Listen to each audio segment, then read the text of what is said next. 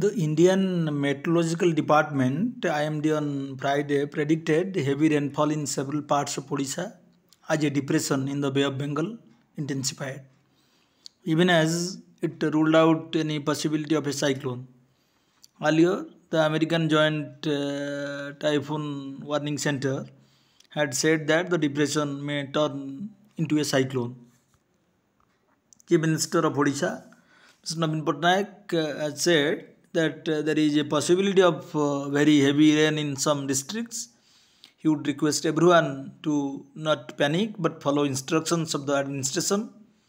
According to information received from IMD, there is a possibility of heavy to very heavy rain tonight in Keonjhar, Mayurbhanj, Baleshwar and Bhadrak districts. That's why he has requested everyone not to panic but to follow the instruction of the state administration. Odisha's Special Relief Commissioner, Mr. P.K. Jena, also said that due to another depression, North Odisha districts may face a flood-like situation.